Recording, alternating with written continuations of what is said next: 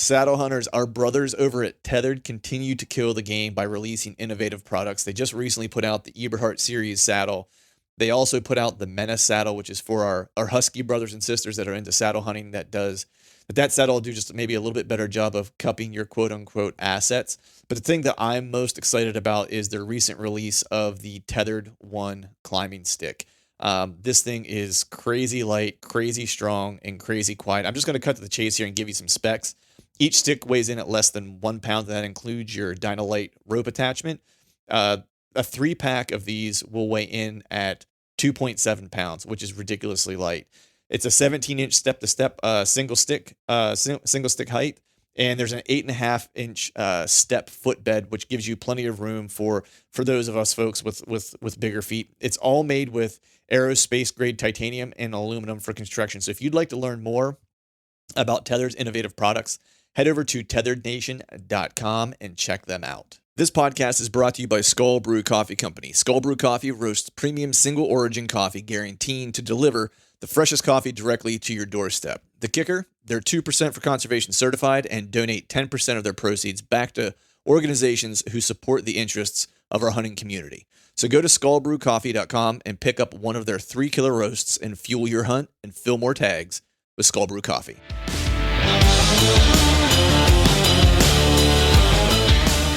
Welcome to the Truth from the Stand Deer Hunting Podcast, brought to you by Skull Brew Coffee Company. I'm your host, Clint Campbell, and you're listening to episode number 202. Today we're coming to you live from the Rut Wagon for the first Rut Log, so stay tuned.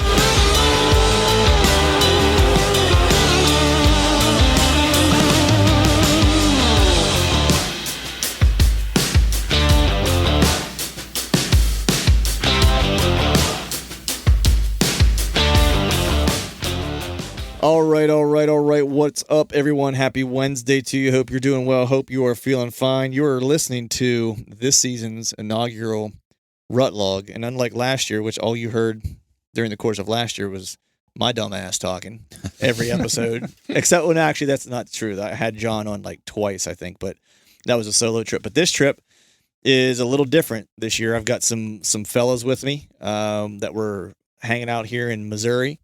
And we're staying in the Rut Wagon, so the inaugural Rut Wagon. It smells like feet and buttholes in here right now. and we're only on day 3, so it's going to get worse. Yeah. But to my left here, I have Mr. Chad Sylvester. You all know him, love him. Rodeo, whiskey. Man of many names. Man of many names, yeah. Many talents. One of those talents, not putting milkweed into a bottle. And to my right is Mr. Zach, the camera guy. Sure. Yeah. What's going on, man?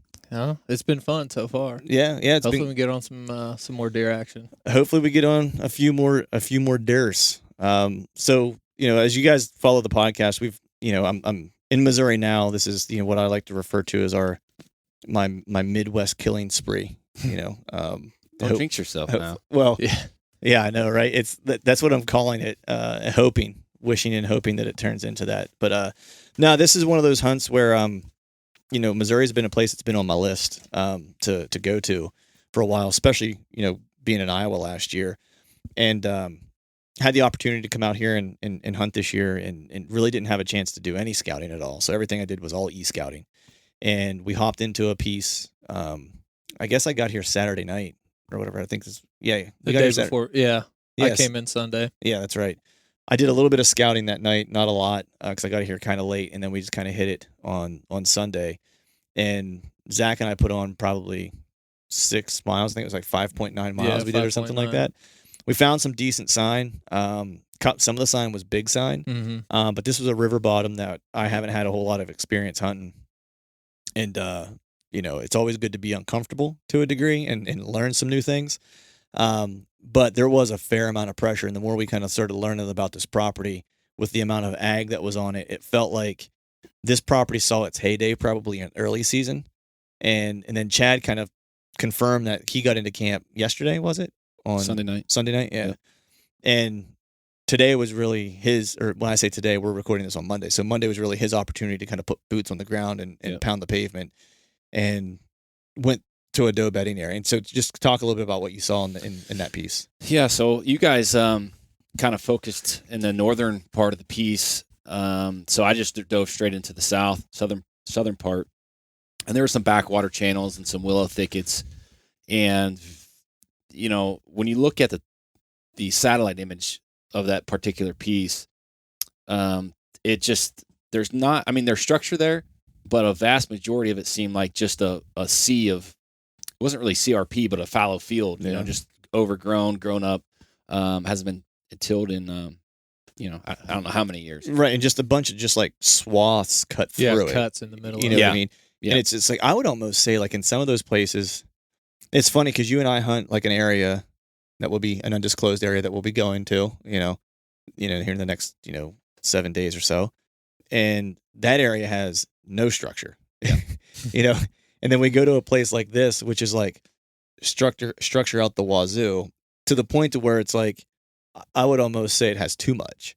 Like those deer have so many edge opportunities, and some of them are in and around those fallow fields where it's like, unless you had the time and maybe scouted it in the summer or had 2 or 3 days just to sit and observe all of that and see if any deer are moving through it and what kind of like little cuts they're using to get from point A to point B, you could maybe set up a ground attack because there wasn't a tree in there to be climbed.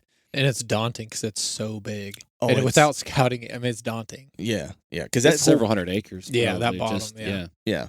And so it's just like a vast sea of nothingness of deer could be possibly anywhere. Yeah, I mean, one of the things that I learned a couple years ago in areas like that, like if you see just the tiny little bit of structure in there, and it could just be a little bit of topography change, a low spot, it could be a high spot, it could be a tree, it could be just a cluster of trees. For whatever reason, that little bit of structure deer are gonna gravitate towards that. So as I was basically starting in that southern portion and kind of still hunting, scouting my way through the north, after I got through that willow thicket, which is where I found that buck that had just been shot a couple of days ago, just caught a blood trail and followed that blood trail right to the it's 115, maybe 120 inch 8-pointer, mainframe 8-pointer. But as I was working through those bedding areas, that's what was going through my mind, is just looking for those isolated islands of trees out in the vast, those fallow fields. And there was sign there. Mm-hmm. There were rubs, there were scrapes. None of it was fresh. I mean, the trees that were rubbed, all the shavings they were underneath the leaves. So they were more than likely, like you said, they're from the early part of the season. And I didn't get into any big sign. So there was nothing there telling me like this is the piece I need to spend any more time on. Like I'd seen enough in 4 or 5 hours. Right. Yeah. I mean, Zach and I, when we put the boots on the ground, like we did come across some good sign, and I would have posted something about it on social, but we had next to no service. Yeah. There was no getting Instagram or whatever where we were at. But there was a couple fingers that kind of jutted out into this bean field. So the cool thing was we actually met some really good dudes at that camp. They weren't staying there. They were staying at the north camp over on the other side of the property, but they were accessing where we were at. And they were from Wisconsin, so shout out to Matt from Wisconsin. He probably doesn't listen to this, but if he does, give him a shout out. Because as soon as we got there, I was getting ready to dip in before Zach had showed up, and I was just going to go do a scout. And he was there getting ready to walk in with his buddy, and he'd asked me if I'd ever been there, and I said no. I was like, I just map scouted or e-scouted it. And so he kind of started breaking down the piece for me or whatever. He's like, hey, we've been over here. This is what we've seen. Really just trying to help me, shave time on not wasting time in places where he's just not seen action or seen sign or whatever. And it seemed like what he said was all the bucks were bedded in the north piece of the woods. Well, the thing was like the north is completely covered in poison. Like when I say covered in poison, like it's the weirdest thing I've ever seen. It just grows straight up out of the ground like a root. Every tree. And it's just like all chest, like hip to chest high. And then it's on every single tree, right? And, so Zach and I made our way over that way, and tried to find some pieces of timber that were kind of connected to that where we thought, okay, maybe we can't get into the Northwoods because of how much poison there is everywhere. There's not a tree to climb, and I'm crazy allergic to it. Maybe we can find some pieces of timber that they're using to get to the Northwoods to check some of the doe bedding because we scouted the river bottom. Mm-hmm. We jumped one deer, right? One single doe down in that river bottom. And so we thought, maybe that's doe bedding down there because it's pretty thick, pretty gnarly. And so maybe they're using that as like a way to get from point A to point B. We ended up finding a hammer rub hammer scrape that was right next to that. These were all fresh because the shavings were on top of the leaves. And a couple other rubs in and around that water hole that we found. It was like an old runoff or whatever. Yeah. Whenever the river would flood, They were a little like a back smaller, channel. but it was a nice thicket where you could see them coming out through it to enter that area. And we had a nice willow thicket next to that one Yeah. scrape, and we were like, man, like this would be perfect. Like if they want to come in and scent check any of these like fields or whatever for does, they're probably going to slip through here because they can do it and stay completely undercover, hit what they need to hit, and they're out. And it was right around where those scrapes were at. So that's where we tried to set up Sunday night. It was like the worst climb into a tree like of the season. it was brutal. What about this tree? No, poison ivy. What about this one? No, Yeah. poison ivy. Literally every tree. Yeah. We finally found a tree to get into, got into it. We think there was a grunt, probably a young deer, it sounded like, late in the evening. But there was one other spot that we found, down this access path. Why don't you explain, Zach, where, what we kind of found? That in was section? further to the north, correct? Well, where we hunted this morning. Yeah, okay. Yeah. So it was further to it was off that same bean field where those fingers were that Clint was talking about. And when we were looking on a map, we were like, man, there's a road that looks like it runs that whole parallel to the river that we were on. And it looked like the road went to the river, and I had my boat with us. So we went over there and scouted that little path, and sure enough, Clint was like, dude, this looks like a place we're going to find some fresh scrapes. And sure enough, right on that path, we saw what did we see? 4 decently fresh scrapes? At least 4. It might have been 5 because the 4 one or was a 5. double. Yeah.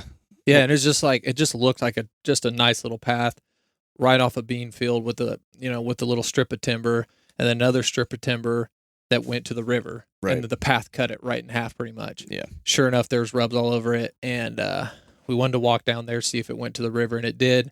And I had my boat, and I was like, well, dude, instead of hiking, 2.5 miles to get back that's a here- straight up 2 mile hike. Yeah, it's a like, long hike. Yeah, it's an hour from our camp to get to that spot. Yeah. So we were like, man, with the wind that we were going to hunt it on, it would make more sense to access from the river there, park it. We could just hop up literally on the trail we're going to hunt, and it would be like 200-yard walk, if that, to get to the tree we wanted to sit in.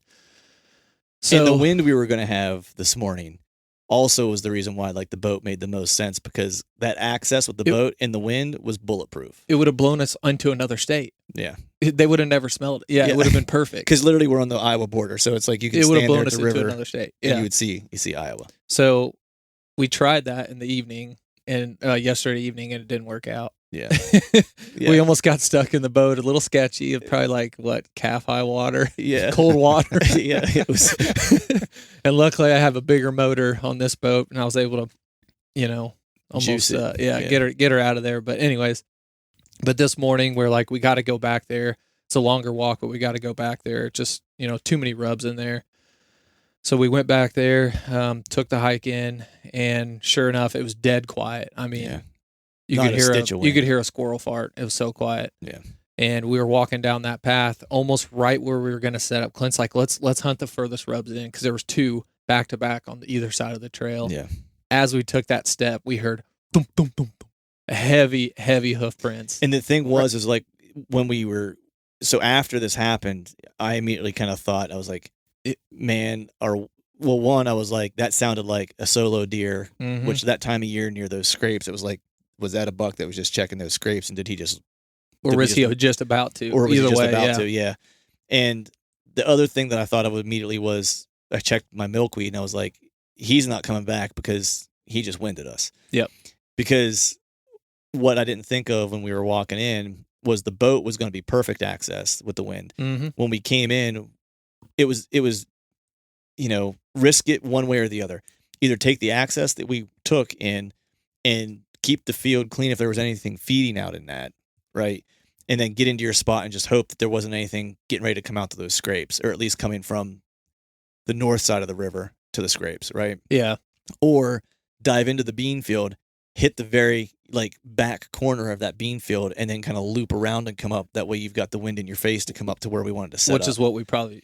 In hindsight, we should have hindsight's did. 2020. Yeah. But anyways, the whole reason why we wanted to get into that spot is because that little strip of timber connected to the North Woods, which all the intel that everyone that had hunted that said that's where the bucks are. Yeah. And this was the closest strip of timber that connected to that North ridge that was close to a gigantic cut bean field with a lot of beans still left on the dirt. Yeah. So that's why we picked that spot, Yeah. and there was sign there. And the added benefit or the bonus to that was when we got back to camp on Saturday night, I think, or Sunday night, Matt had went and scouted the Northwoods, our buddy from Wisconsin that we met, and he found just like some hammer community scrapes and rubs and stuff like that. So it was for sure known that the bucks were on that side of the property, right? And the easiest way for them to get around and check everything was to follow that strip of timber around that was laying along the river's edge, right? And so it just kind of all made too much sense that should be where we're at. And the parking lot, a lot of people were hunting within,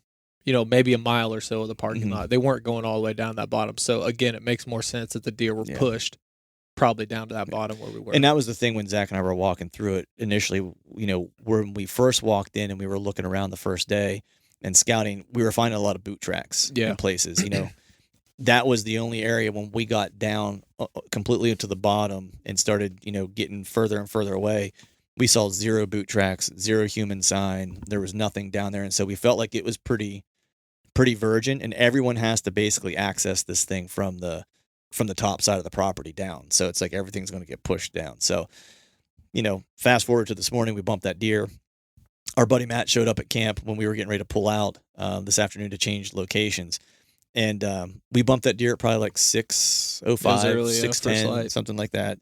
And he missed a 160 deer that came from our area, 160-inch deer that came from our area at like right around 7:00. So, we don't know for certain if it was that deer or not, but we hadn't seen a lot of deer there, just in general, and we haven't. A lot of the people we talked to there hadn't seen a lot of bucks in general.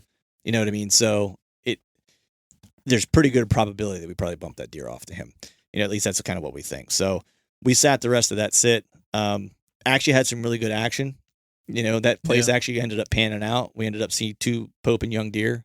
One coming in on a doe, chasing a doe hard. And then another one that we saw just like a glimpse of a little bit later, probably like 5 minutes later. Yep.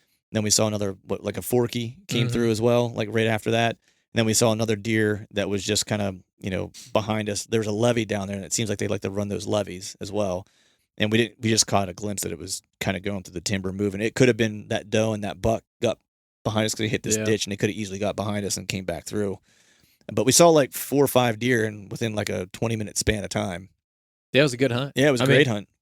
Our second sit on that property. Second sit, scouted it out, found out sign, and got on it because the stuff we were finding was actually some fresh scrapes and stuff like that. So big cedar rubs. Big cedar rubs. Yeah. So, I guess conventional wisdom would tell you found bucks, you found sign, you should stay. But we actually ended up rolling back to camp and collectively made a decision that, it just felt like this property probably saw its best days in early season. It felt like it probably got pounded during that early season. It had seen a fair amount of pressure when we had first got there. When Zach and I first got there, there was plenty of guys there that were hunting. In this piece, even though it's fairly decent in size and that bottom is huge, there's only so much timber to get into because it's just really small strips of timber. And so there's very limited, bedding opportunities and, limited opportunities for guys to have effective setups. So that was the reason why we decided to pull camp and head west. And now we're in kind of like central west, or not west, I guess north central, north central Missouri. Still not far from the Iowa border. We're still in northern Missouri. And this, Chad, why don't you talk a little bit about what this looks like? Because this is my stuff, man. I was so excited, and this is really, when we talked about coming to Missouri, neither one of us really did much digital scouting. Yeah. I mean, 0 boots on the ground, not much digital scouting. In fact, when I left Sunday, my wife's like, "Where are you going?" I'm like, "Missouri." My wife said the same Missouri? thing. Yeah. I don't know. I have a bunch of pins dropped on several pieces of public, and I'm gonna drive till we find something good. And I don't know. We'll end up where we end up. But this, I like this particular piece. It's a little bit bigger.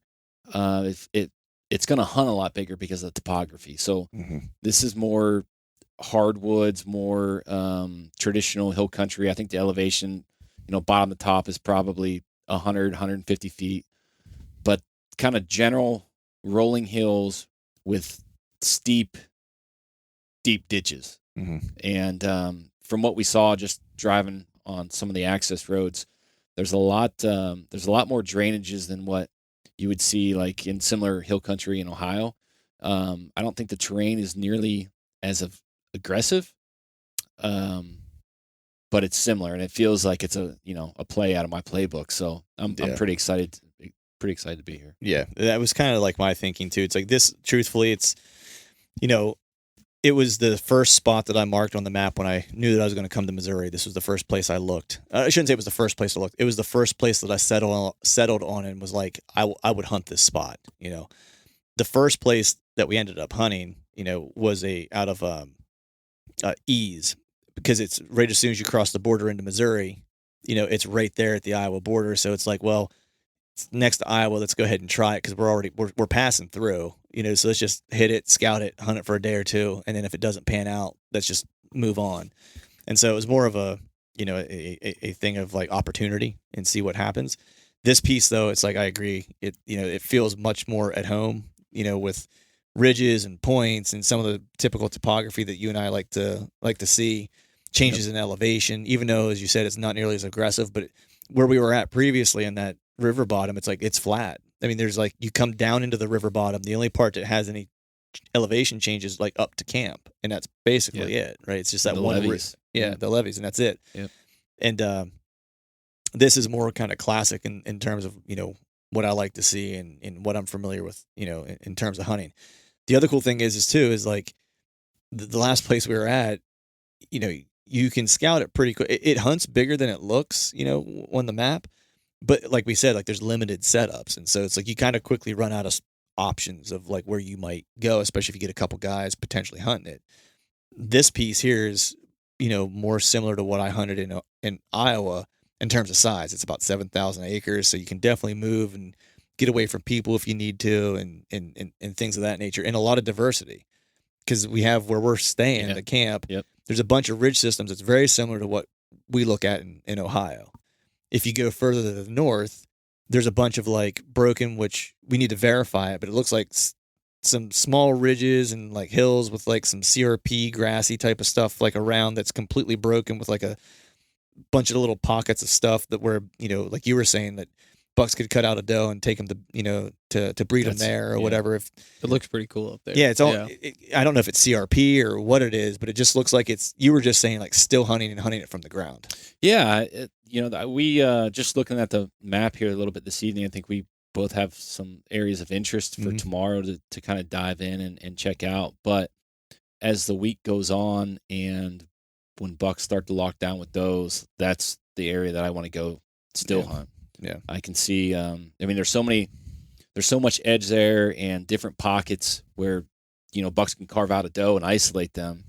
I mean, if you can lay eyes on one, it's game on. So and you could get some of those ridges too. I think that would be interesting. It's kind of like to check that out to see if some of those ridges up there, if you can get up a vantage point enough to see down in it, to kind of glass it and watch and see if they are kind of cutting out a doe and taking them to a certain spot, or if there's bucks even just particularly bedding in there. At this time of year, it's hard to find where they're bedding just because they're moving so much, or they're probably just laying down sleeping wherever the hell they get tired at this point.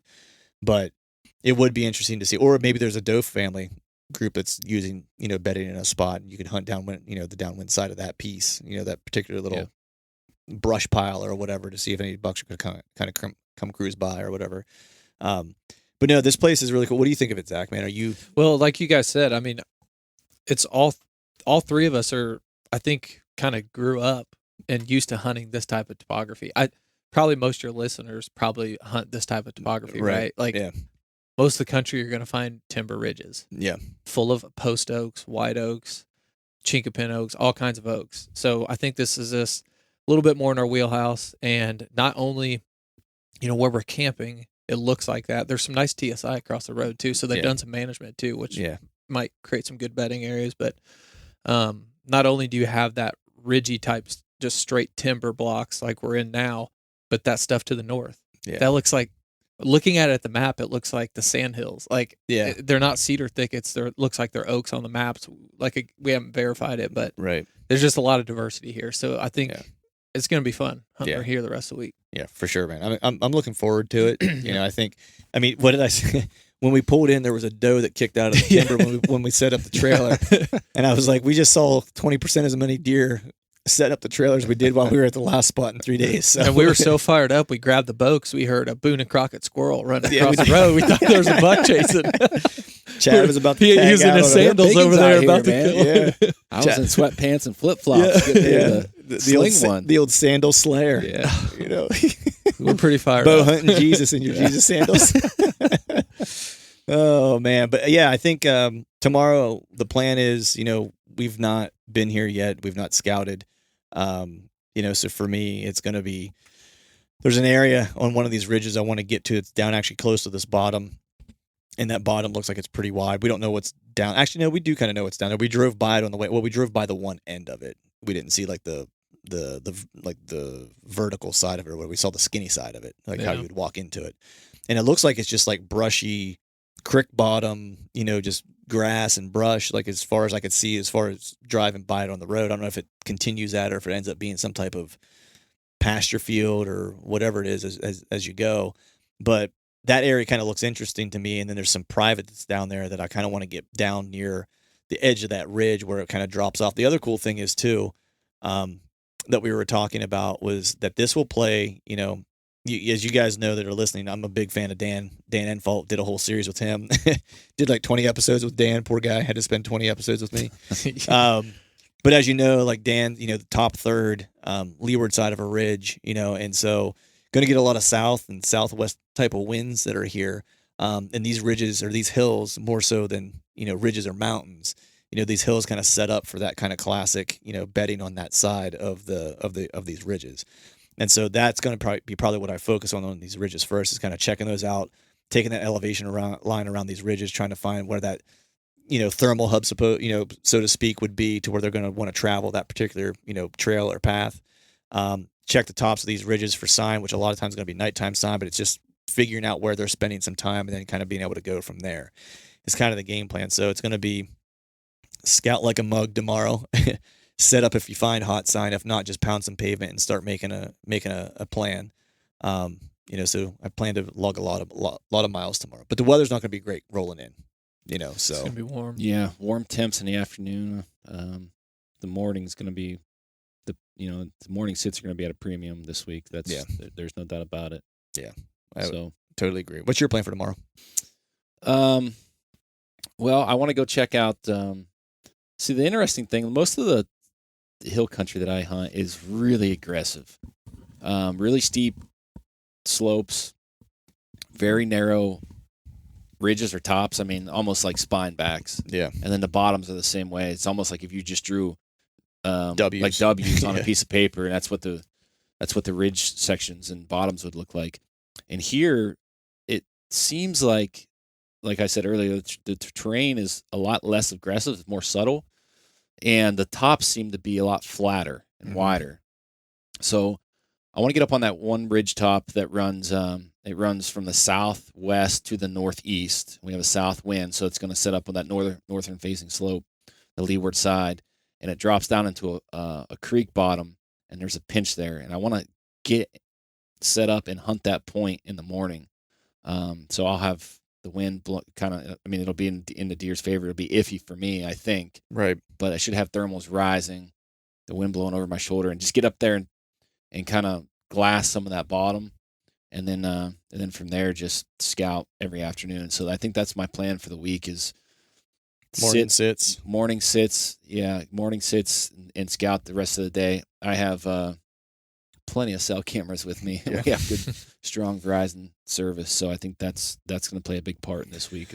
Yeah, it's good to mention because we should talk about that a little bit, because I think a lot of times, you know, I started doing it some last year when I was in Iowa. I think a lot of times when guys take some of these out of state trips that might only be like 4 or 5 days or a week or whatever the case is, they maybe don't take the time to kind of put out cameras or, you know, use them or find value in them necessarily. I think in the classic sense, you can't use them the same per se. Mm-hmm. You know, I think you have to kind of change a little bit. But so talk a little bit about how you usually use cameras, or how you'll use cameras in these short kind of increments. Well, I mean, back home, when we're running cameras 365 for that annual data to use for the following year. And, with standard SD card cameras, I think that's the best way that you can run them. We talk about that all the time. But in these short 5, 6, 7, 10-day trips or whatever this is going to be for us, having real-time information at 6 different spots coming back to you you can't even put a value on that. Yeah. I mean, you're cutting your scouting time down by, it's like having 6 duplicates of you in the woods scouting. So in the afternoons, that's going to be a priority tomorrow. Get as many cameras out as you can. And even if, even if those spots might not be ideal, I'm throwing cameras up irregardless. I have them. And if they turn out to be duds, then I'll go move them. But I think right now at the front end of the trip, I think it's gonna pay dividends to get some information. Well, anyone that you talk to or you hear that does, I always think of Andy May whenever I think of out of state hunting, like a guy who just is a killer and gets it done. Like he'll take a 3-day trip and he'll kill a 150-inch deer somewhere. You know what I mean? It's like that's how he does it. And the funny thing is though, is he'll take a 3-day trip and he'll scout 2 days, observe. And I don't necessarily that he uses cameras, but the idea is the same. It's like he's gaining intelligence for 2 days and then he's executing against the intelligence for a day. Yeah. Or he's gaining intelligence for 2 days and he's executing against it for 2 days or whatever the case is. And that's kind of the same idea here. And to me, you're right. It's like the cell cams are a game changer in that regard. You know what I mean? Because for me, it's like I'd prioritize like any scrape I find that would be decent would get a cell camera. 100%. Because those are going to be primary setup spots I'm probably going to go and actually hunt. And I want to know, or I might set it up somewhere that maybe, it's like, hey, I found this scrape here, but then I scouted and I found like a big primary scrape here. I want to know if there's deer hitting this. If there are, they're likely hitting this one too. So then I'm going to hunt this one. I'm not going to expect that deer is probably going to be in the area as well. Yeah. Well, that's exactly it. Even though you're putting these cameras up, you might not go hunt that specific camera location, but having the information, know that there's a deer on that ridge or in that bottom or in that area. Yeah. There's probably a better setup somewhere for you to physically hunt that deer. Right. Where the camera is. So, or if there's like you all of a sudden jump some does and you're like, this is really thick, probably doe bedding, right? Yeah. I found a scrape over here, right? There's a little pinch here between the scrape and this doe bedding or whatever the case is. Like that's probably a pretty good spot to set up. Yeah. Right. And so I'd put a camera on one of those two and then hunt the other. Yeah. So but all right, man, I think is there anything else to add? Zach, you have anything else to add or we No, that's good. I'll say that's a good takeaway for me just personally with the cameras, because that's something I just walk around and find sign and hunt it. Yeah. I mean, that's because I think it also helps eliminate spots so you don't waste time. Yeah, 100%. So that's a great takeaway. To me, that's the most important thing that you just said. It's eliminating where you're not going to spend time, because that was exactly what I did in Iowa, and it was eye-opening for me. Is I was using a cell camera on a scrape, because the only thing I wanted to know, because as you know, it's like whenever you're in rut, it's like a scrape can be hot today and then cold for the next 5. You know what I mean? And so you want to know that it's still working. And it doesn't mean I necessarily needed to see a buck hit it or even the buck that I want to shoot. I just want to see deer hit it. Because what that tells me is that there's still does in there that are using it, especially if there's does hitting it or whatever. It's like, okay, there's plenty of does hitting it. This scrape is going to be active. Bucks are going to have to come by and check it, or they will be coming by to check it. And so that tells me, yes, I can spend time there. If it goes cold, then I'm like, yep, I don't need to spend any time there until it turns back on. Yeah. And especially on these short trips, it's like you don't want to be sitting over a cold scrape. You know what I mean? Because you can waste 3 days doing that. Yeah, once they go dead, just turn your attention to doe bedding. Yep. Go straight into doe bedding. Awesome. Well, I think that's a wrap for this session. I hope everyone out there, I hope your rut is going the way you want it to, and I hope that ours continues what we saw today. Yeah. More of that. So more inches. Yeah. more inches. Yeah. What we saw today, but more inches. But thanks everyone for listening, and good luck to you. All right, folks, that is a wrap for today's show. I'd like to thank all of you for listening. If you haven't yet, please head over to iTunes and leave us a 5-star rating, and be sure to subscribe to the podcast. And hell, while you're at it, head over to YouTube and give us a sub there as well. I'd be super appreciative if you do those couple things for me. And before I shut this thing down, I need to give a big shout out to our partners who continue to help us make this podcast possible. Tethered, Exodus Outdoor Gear, Skull Brew Coffee Company, and Maven Optics. And until next time, we'll see y'all.